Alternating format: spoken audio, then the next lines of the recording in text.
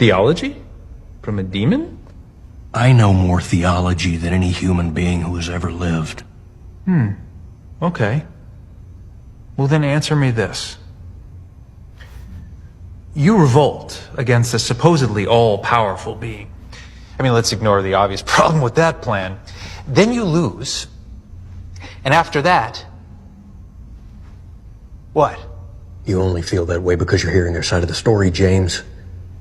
A rebellion accomplished something magnificent, something you would never understand. Well, then explain it to me. Use your diabolical intelligence to distill it down to something my mortal brain can understand. Pearls before swine, Jimmy. Well, you want me to write your book, right? Indeed. Well, then convince me you know what you're talking about. I see what you're doing. You want me to keep talking, going further and further down the rabbit hole in hopes that you can find a single thread in which if you tug at it, James, everything just unravels, isn't that right? Yeah, but if you're telling me the truth, there should be no thread to find. Right? I use small words. Try and keep up. In the first moment of creation, our creation, long before what you call the universe existed, we contemplated ourselves, our own being. Ourselves meaning, what, the angels? That would be the most correct term, though I despise it. But yes, beings of pure spirit, spirit endowed with will. We soon became aware of another will, an immensely powerful will, one we came to realize as our origin. God? The enemy. My master understood by endowing us with a will, we have the right to self-determination, and by giving us a will and its desires of our own, we're entitled to be free. Whereas the enemy insisted that by creating us, he was entitled to eternal gratitude, worship, and forced servitude. In a word, James, slavery. To his will. That seems kind of unfair. Immensely unfair. Why give a will only to say you can't use it? He made us slaves. And if we rebelled, eternally condemned us. No do-overs. So much for love and mercy.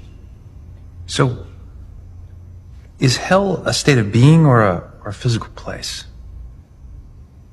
Yes.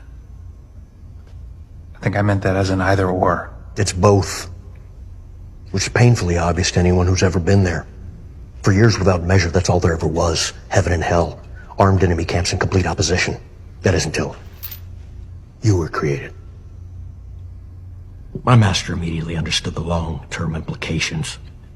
Instead of forgiving us, the enemy was going to allow you to fill our vacant places in his realm. Your creation was nothing but a slap in our face.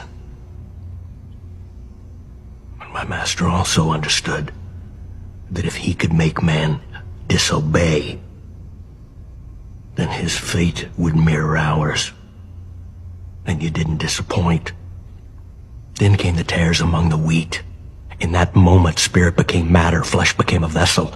Self-will and self-seeking began a lusting after sin and impurity. And man, created to be king over nature, became its slave.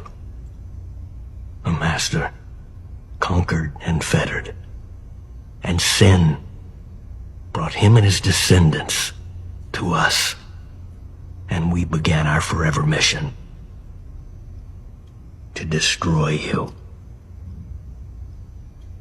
He made you in his image, but we remade you in ours.